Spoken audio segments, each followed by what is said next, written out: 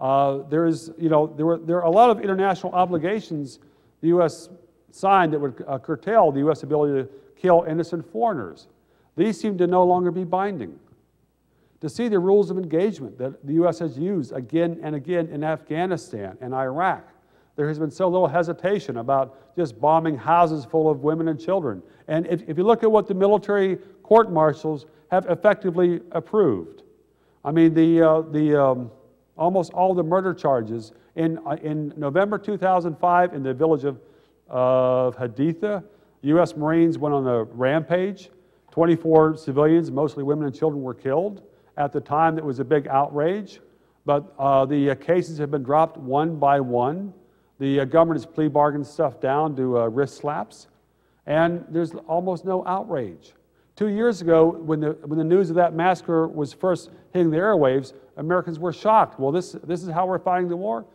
Now it's buried in page 827 if it's carried in the papers at all. And this is another sign of how Americans are becoming coarsened to government barbaric power. And it doesn't work to say, well, this is only abroad. I mean, it's not like this is going to have any recoil on us, because the stuff that we allow the U.S. government to do abroad will come back to haunt us. There have been so many atrocities which came back to permeate the U.S. drug war here at home, for instance.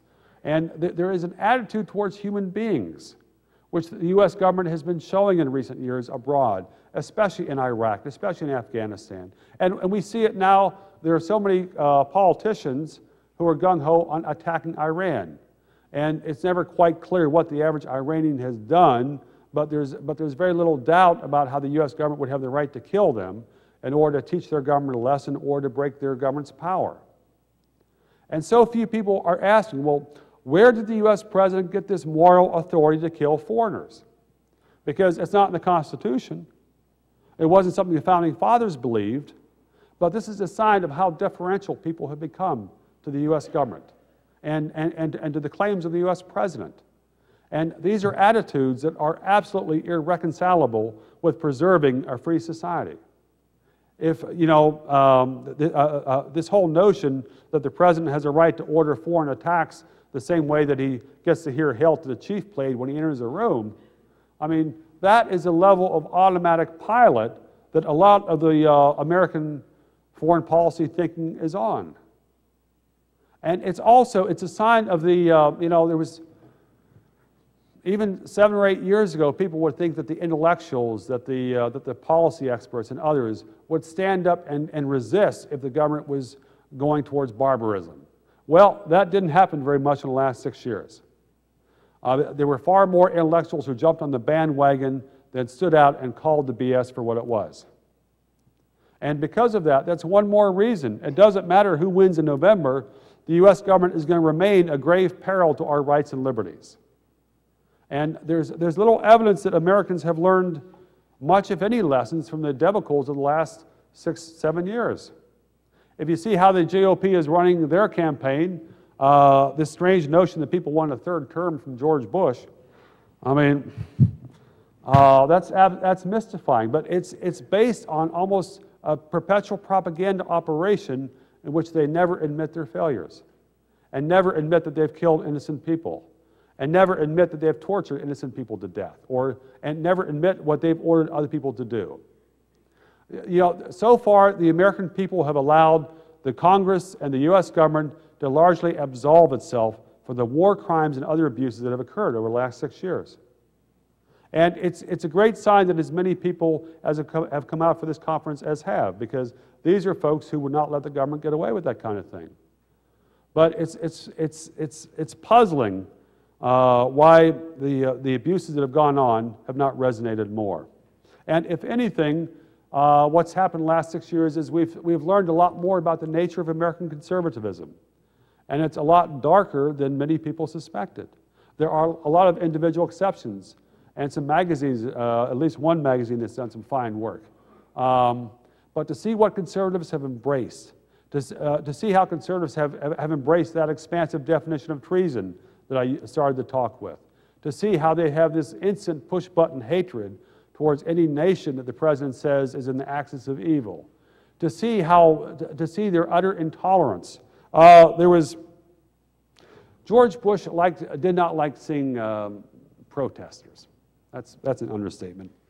But something which the White House would do before Bush would travel to a place to give a speech, they would send out these little manuals and all these guidelines on how they're supposed to prepare for the speech. And there were all these things, how to make sure that troublemakers didn't get into the speech. You know, they were saying, well, it's good if you have a clearance process, so on and so forth. But they had a last line of defense, which really epitomizes how this nation has changed.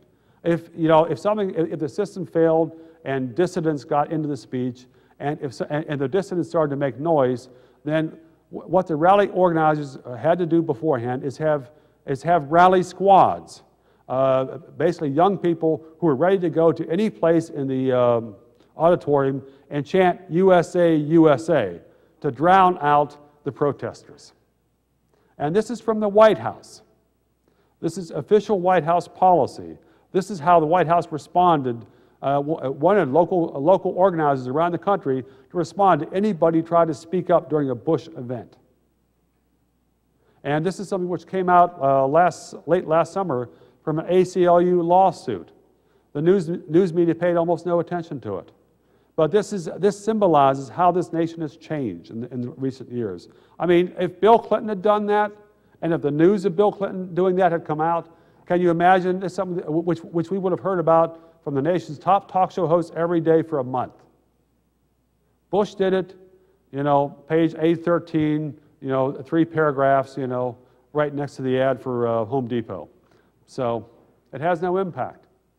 But hopefully, you know, hopefully there are still enough Americans who have kept some of the old values and have a clear understanding of the danger of government power, that the government can be pushed back to its rightful place.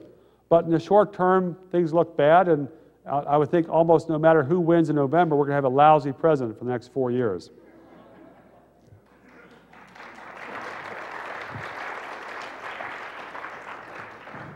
Anyhow, that's my 2 cents, and I'd enjoy hearing questions or hearing what people in the audience think.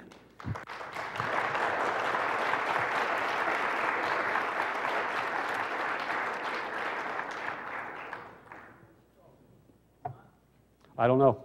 Okay. Jim, you're a hard guy to listen to. That's a compliment. All right, thanks. A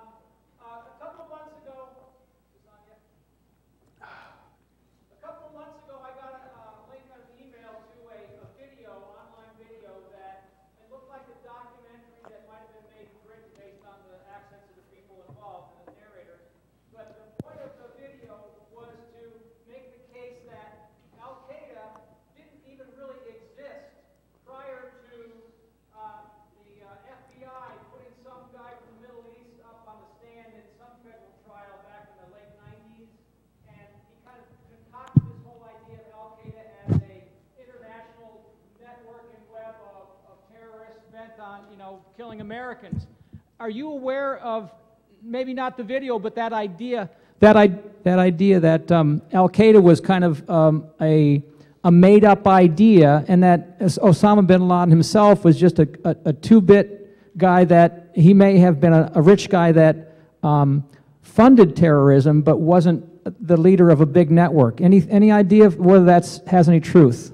I've heard that allegation. I honestly don't know. It's sad to see how the Bush administration inflated Al-Qaeda after 9/11 and tried to make them almost like a new boogeyman. It's sad to see how many people swallowed the notion that Al-Qaeda posed practically as much or more of a threat than the Soviet Union did at the time they had thousands of missiles pointed at us. It's sad to see how few people challenge that story as far as exaggerating Al-Qaeda's peril. But as far as whether it's basically a federal invention, I've heard that. I don't know. Sorry, good question. Yeah. Yeah, I'm still baffled about these folks who have been, you know, imprisoned in illegal camps and tortured, and how they can somehow sign a statement as a deal in order to get released that they can't speak. How can that contract even be enforced? I mean, a contract's not valid if it's for an illegal purpose. Well, unless the government did it.